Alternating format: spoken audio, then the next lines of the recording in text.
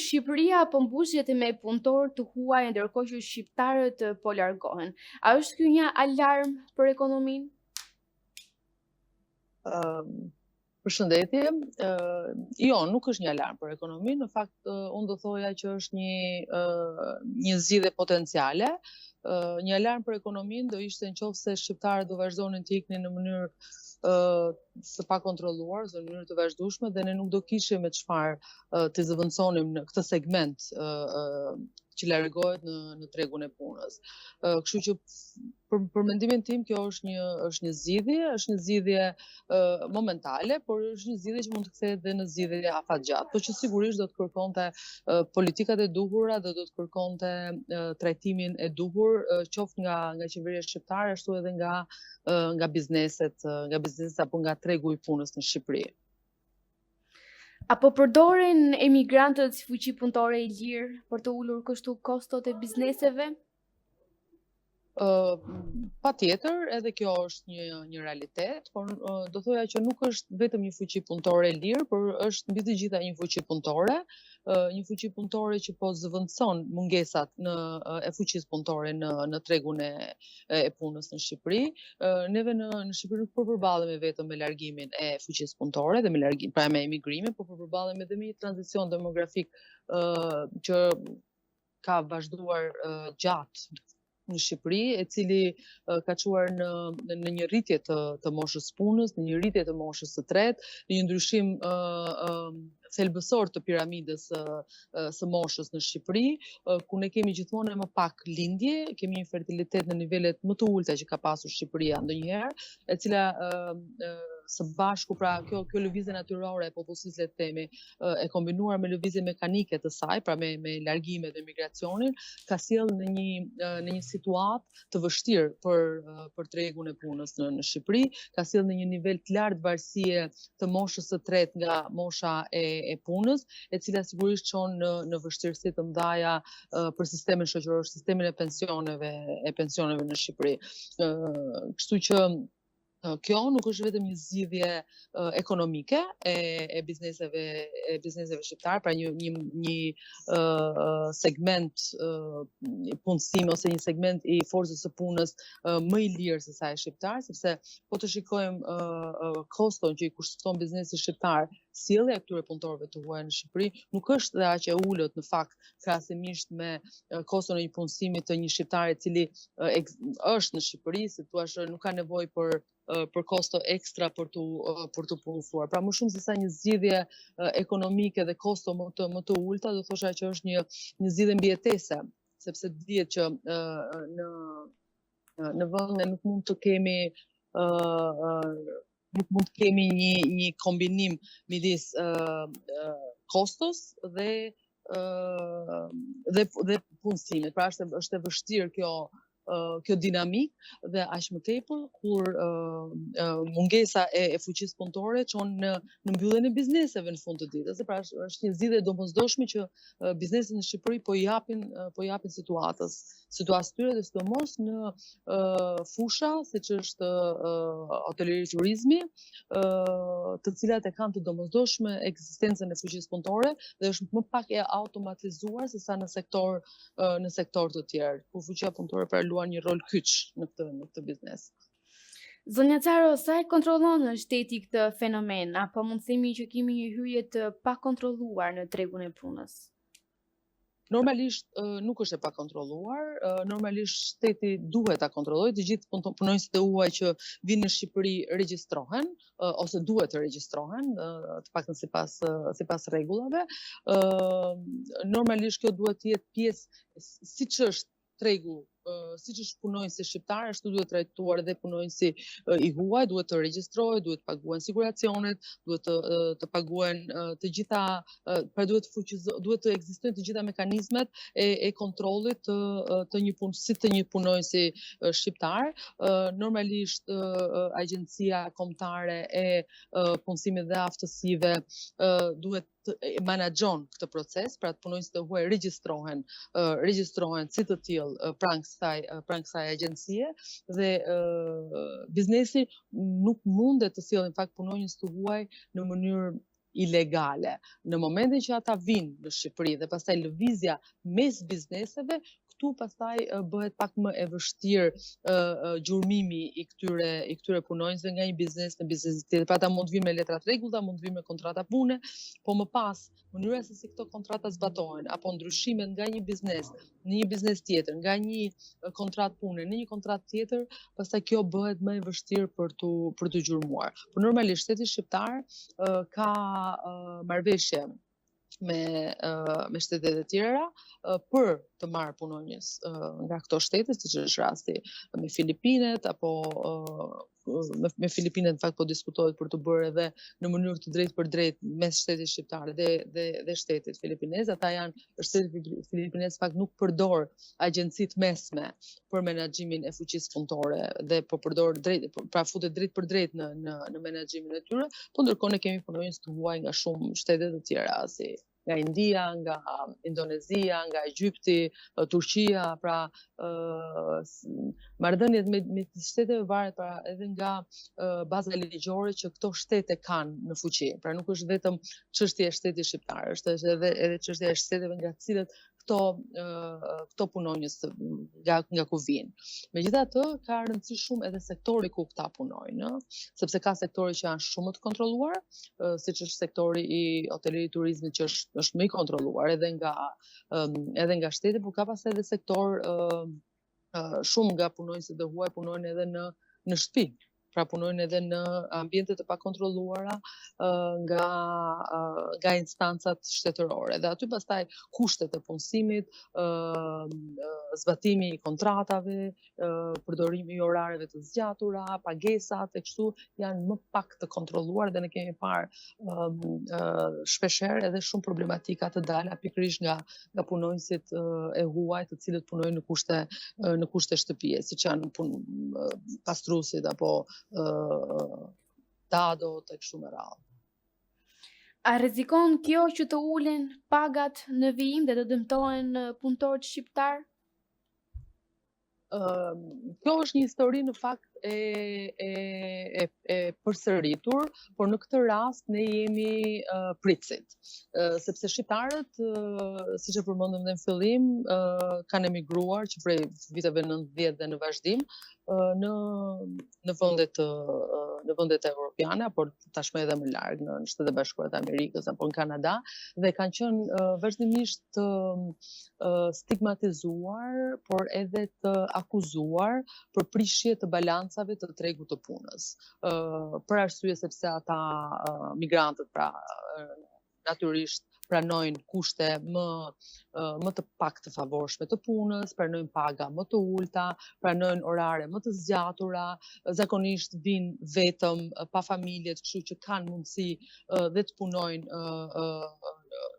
më gjatë apo dhe në fundjavë, dhe kjo prish jo vetëm nivelin e pagave, por kjo prish pak edhe kushtet e punës, sepse sigurisht preferohet nga biznesi një punonjës i cili mund të punojë më gjatë, mund të punojë në fundjavë, mund të punojë në festa dhe të paguhet më pak. Rreziku është dhe prandaj duhen dhe sistemi rregullator kryesisht nga shteti shqiptar që të siguroj cilësinë apo punën e denjë dhe për punonjësit e huaj dhe mos të lejoj këto si thua dalje nga normaliteti apo nga ligji. Megjithatë, puna gri e ashtu quajtur, pra që nuk është punë e paligjshme apo punë të zezë, por është një punë që ti ke një kontratë pune, megjithatë punëdhënësi mund të shkojë përtej kësaj kontrate për të vendosur disa kushte të tjera, të cilat nuk janë të shënuara në kontratë, por janë të miratuara apo aprovuara gojarisht me punonjësin. Këtu pastaj është shumë e vështirë për tu sinjalizuar apo për tu kuptuar dhe për tu adresuar pastaj këto çështje apo këto problematika. Megjithatë, punonjësi migrant kryesisht zë atë segment punësimi i cili tashmë nuk preferohet apo nuk kërkohet më nga punonjësi vendas.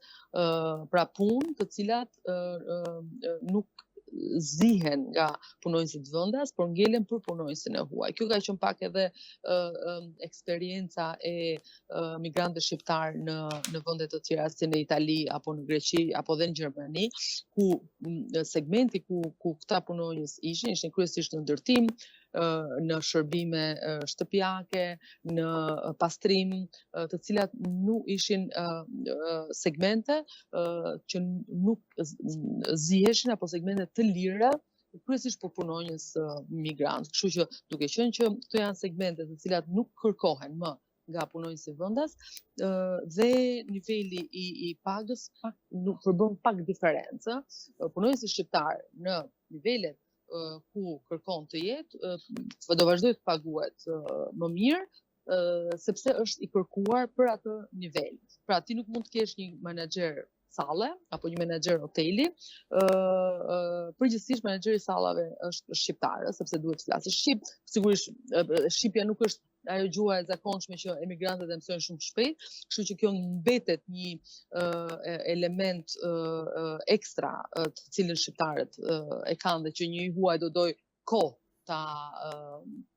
ta ketë, kështu që diferenca bëhet, diferenca në pagesë do vazhdoj të bëhet dhe nuk mendoj që kjo do ketë një ndikim të paktën imediat. Në qoftë se këta migrantë do vazhdojnë të vinë, do vazhdojnë të rinë, do vazhdojnë të integrohen dhe nuk e kanë Shqipërinë si tranzit apo si trampolin për të shkuar në vende të tjera europiane, pra do si edhe familjet e tyre e kështu me radhë, atëherë fillon dhe rritet ky rreziku apo bëhet ky diskutimi i prishjes së tregut të punës dhe i balancave midis punonjësit shqiptar dhe punonjësit të huaj. Zonja Caro, cilat janë konkretisht sektorët ku po zëvendësohen shqiptarët dhe pse nuk po rikthehen më? Sektorët ku po zëvendësohen, sektorët ku po punësojnë kryesisht të huaj dhe jo në fakt zëvendësohen, por edhe sepse shqiptarët nuk i marrin ato pozicione, janë shërbimet. Hoteleri, turizmi është fundhënësi më i madh themi i të huajve në këtë moment në Shqipëri, dhe kjo e lidhur ngushtësisht me zhvillimin e turizmit në vend dhe me nevojën e madhe që ka ky sektor për forcë për kapital njerëzor. Sektoret të tjerë sigurisht ka, po të shërbimet, ndërtimi është një nga këta sektor, por hoteliri turizmi qëndron në krye dhe mendoj që do vazhdoj të qëndrojë në krye dhe për shumë kohë të tjera. Kjo kryesisht për shkak të nevojës, është punë sezonale, është punë që kanë hierarki, pra ka nevojë për që nga i punonjësi që pastron plazhin, që tashmë kemi parë që është rëndomi huaj, deri te punonjësit me më shumë aftësi, siç janë menaxherët e hoteleve apo të restoranteve, të sallave. Shqiptarët nuk po kthehen më. Shqiptarët vazhdimisht në fakt nuk është se janë kthyer, nuk kanë pasur incentiva për të kthyer, për largimi në Shqipëri fatkeqësisht nuk është një largim qarkullus, pra nëse ne do kishim një migrim qarkullus ku shqiptarët largohen, qëndrojnë për një periudhë kohe, marrin disa aftësi ku shkojnë dhe kthehen, kjo është një zhvillim, kjo sjell zhvillim për vendin. Por shqiptarët kanë tendencën për mos u kthyer. Për mos u kthyer sepse e shohin largimin si një dëshirë e familjes dhe jo si një nevojë individuale. Në vitet e 10 ka qenë kryesisht largime individuale, kryesisht të meshkujve, me qëllimin e ndihmës për familjet që kishin në Shqipëri dhe kthimin në një moment të caktuar. Sot ne shohim tendenca për largime familjare dhe largimin jo vetëm të shtresës së ulët, por largimin e shtresës së mesme, madje edhe të shtresës së lartë. Dhe qëllimi është sistemimi dhe arsyet nuk janë vetëm ato ekonomike, por janë dhe arsye sigurie, janë arsye për shërbime më të mira shëndetësore, për shërbime më të mira sociale, për shërbime më të mira arsimore, dhe kjo e bën edhe më të vështirë. Pra kur migrimi është projekt familjar, është më i vështirë të realizohet, por pastaj kur realizohet është më i vështirë vendimi i kthimit, se këtu përfshihen fëmijët, përfshihet një sër hallkash të cilat e bëjnë të vështirë kthimin. Pra nuk është vetëm elementi i mos ekzistencës dhe themi i një mundësie më të mirë në Shqipëri, por është vërtet investimi i madh që kanë këto familje për të larguar dhe kthimi i investimit do kërkonte pastaj shumë më tepër kohë dhe kthimi herët apo kthimi në përgjithësi, përgjithsisht konsiderohet si një dështim i individit apo i familjes. Dhe kjo është dhe arsyeja pse shqiptarët që largohen përgjithsisht e kanë të vështirë kthimin. A ekziston pra në këtë lloj mënyre rreziku i abuzimit apo shfrytëzimit të këtyre punëtorëve nga kompanitë? Ky është në fakt rreziku më i madh që është në këtë moment, pasi Shqipëria nuk është e familiarizuar me dërgimin e fuqisë punëtore jashtë, por jo me pritjen e fuqisë punëtore nga jashtë. Dhe ky mos familiarizim sigurisht ka sjell me vete mungesën e një baze ligjore ose një baze ligjore të zbatueshme, le të themi, dhe e hallkave të duhura në qeverisjen dhe në menaxhimin e këtij procesi. Dhe mungesa e këtyre hallkave dhe mungesa e mbrojtjes së punonjësit të huaj sigurisht që do sjelli abuzime potenciale në të ardhmen. Dhe mungesa e informimit të këtyre migrantëve, mungesa e një procesi se ku ata të shkojnë dhe të ankohen, apo ku ata të shkojnë dhe të kërkojnë si thua të drejtën e tyre, dhe kjo është ekzistente dhe imediate. Ne e shohim qartë, edhe në disa studime paraprake që janë bërë. Shohim një tendencë abuzimi, sidomos e përmenda dhe më parë me punësimin në ambientet e shtëpive, aty ku është dhe më pak e kontrolluar, dhe një mungesë informacioni se ku këta migrant mund të shkojnë për të kërkuar informacion, për të kërkuar ndihmë, për të demaskuar një rast abuzimi.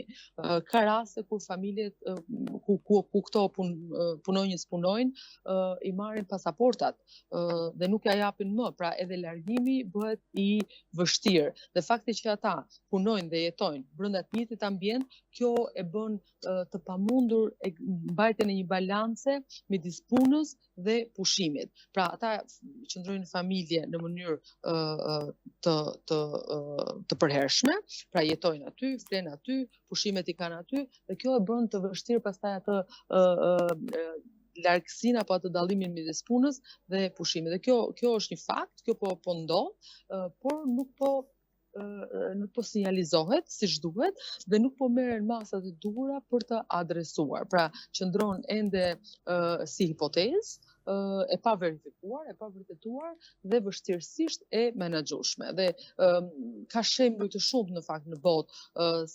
Shqipëria nuk është vendi i parë që ka pas këtë problem. Vende shumë më të zhvilluara se Shqipëria vazhdojnë ta kenë si problematik, sepse është një punësim shumë i pa kontrolluar. Thash, kontrata parë ekziston, pastaj çfarë ndodh pas kontratës së parë, e cila është e rregullt, ka oraret e punës e kështu me radhë, nuk ndiqet, nuk gjurmohet.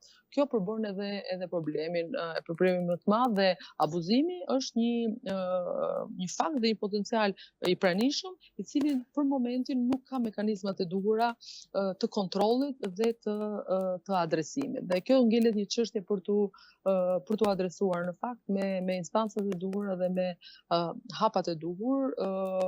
Nuk ka një bazë ligjore të mirëfillt në Shqipëri për menaxhimin, integrimin, trajtimin e punonjësve të huaj.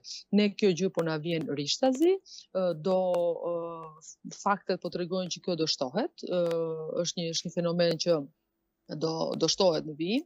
Megjithatë, unë mendoj që ne duhet patjetër ta krijojmë këtë bazë ligjore të fortë dhe këtë menaxhim të kësaj fuqie punëtore, jo vetëm sepse për shkak të punësimit të denjë edhe të evidentimit të rasteve të abuzimit, por për shkak se kjo bazë punëtore, kjo fuqi punëtore na duhet, i duhet ekonomisë shqiptare. Dhe nëse ne abuzojmë këtë fuqi punëtore dhe nuk e trajtojmë ashtu siç duhet, do ikim dhe nuk do vim më, se Shqipëria nuk është ëndra e të gjithëve për të ardhur. Shqipëria është një mundësi momentale, e cila nëse nuk shfrytëzohet si duhet, atëherë do të çojë në një stepje të këtyre prurjeve dhe ne do të gjendemi vërtet në një vështirësi të madhe ekonomike për shkak të sepse sektori i turizmit vdes nëse nuk ka fuqi punëtore. Dhe ne nëse na shtëron situatë ose na mbyllet ky kanal i ri i prurjes së fuqisë punëtore që na është krijuar, kjo do krijonte vërtet një vështirësi të sistemit dhe një vështirësi të sektorit. Dhe rrjedhimisht, zonja Caro, çfarë pasojë sociale mund të sjellë kjo për Shqipërinë, nëse bëjmë një kalkulim për vitet e ardhshme? Pasojat sociale, ne e kemi eksperiencën e vendeve fqinje, si Greqia, së mos Greqia dhe Italia, nuk kanë qenë vende emigrantësh përpara viteve 90. Shqipëria ose emigrantët shqiptarë kanë qenë emigrantët të cilët i kanë kthyer këto vende në vende pritëse të emigrantëve. Dhe vështirësitë që shqiptarët kanë kaluar në fillimet e tyre në të dyja këto vende, dhe sidomos në Greqi, me gjithë elementet e abuzimit, diskriminimit dhe problematikave të shumta sociale që janë shkaktuar si për komunitetin e emigrantëve ashtu dhe për komunitetin vendase, ne duhet ta mësojnë shumë gjëra në mënyrë që mos t'i përsërisim apo t'i evitojmë në rastin e Shqipërisë. Fakti që këta janë individ të cilët nuk vinë me familjen e bën situatën pra ka element pozitiv dhe negativ së bashku.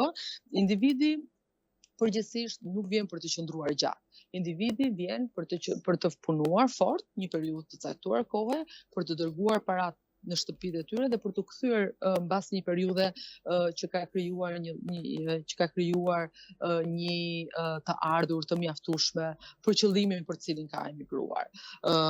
Problemet sociale fillojnë kur emigrantët vinë së bashku me familjet e tyre, sepse presioni mbi sistemin shoqëror, mbi sistemin arsimor, mbi sistemin shëndetësor rritet. Ti do kesh fëmijë të cilët do duhet të edukosh, do kesh kushte shoqërore të cilat duhet ti vësh në zbatim, do kesh mësimin e gjuhës huaj e kështu me radhë. Pra këtu rritet presioni shoqëror. Ne në këtë moment kemi të bëjmë me migrim individesh, jo me migrim familjar. Nëse do shkojmë te migrimi familjar, atëherë duhet vërtet kemi dhe politikat e duhura për këtë.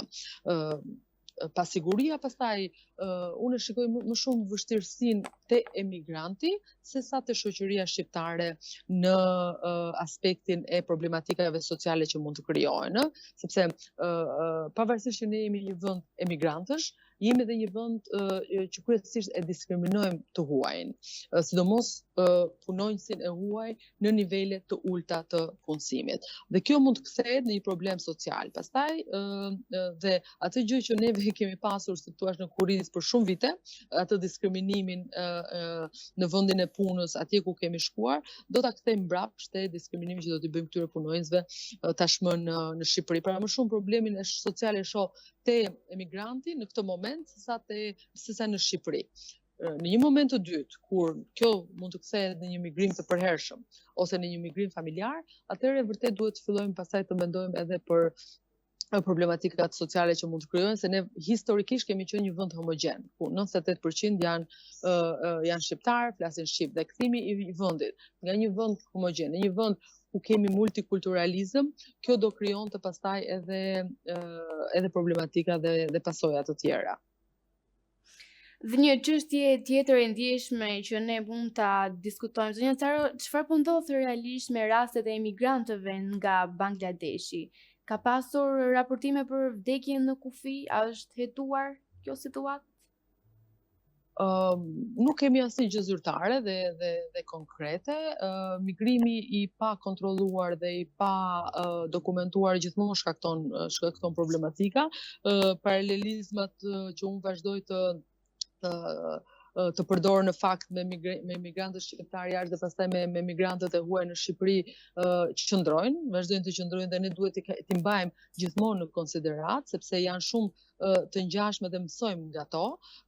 Pra problematikat e migrantit nuk janë vetëm në momentin që hynë dhe që futet në tregun e punës, por janë në gjatë gjithë rrugtimit të tij. Dhe menaxhimi nuk është vetëm në tregun e punës, dhe vetëm nga punojësi, por është që në momentin e aksesimit, e hyrjes, e menaxhimit të dokumentacionit dhe pastaj vazhdimësia në tregun e punës. Pra këto janë çështje të cilat ne na gjejnë në fakt në një moment të papërgatitur. Ne të papërgatitur kemi qenë edhe për krizën e refugjatëve të vitit 2018. Ne të papërgatitur kemi qenë edhe për në momentin e rikthimit të emigrantëve nga Greqia, emigrantëve shqiptarë nga Greqia në vitin 2013, ku ne na u kthye diku te një shifër e konsiderueshme, diku te 200.000 shqiptarë nga Greqia u kthye në Shqipëri dhe ne nuk arritëm t'i riintegrojmë.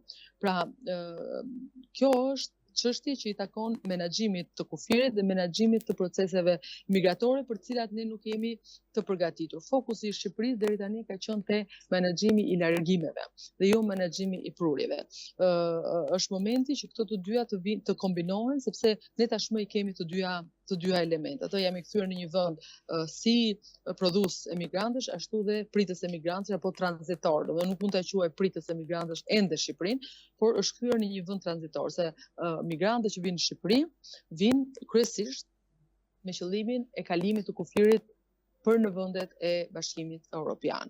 Dhe këtu shtohet, si thua, ajo barra e menaxhimit, sepse ti nuk menaxhon vetëm një emigrant që ka qëllimin të punësohet dhe të qëndrojë në Shqipëri, por ti menaxhon një emigrant që me siguri në mënyra ilegale do kërkojë të kalojë kufirin për në Bashkimin Evropian, dhe kemi edhe një lulëzim, kthim në treg, le të themi, të këtyre proceseve të lëvizjeve ilegale të punojësve apo të individëve që kërkojnë të largohen apo të hyjnë në Shqipëri.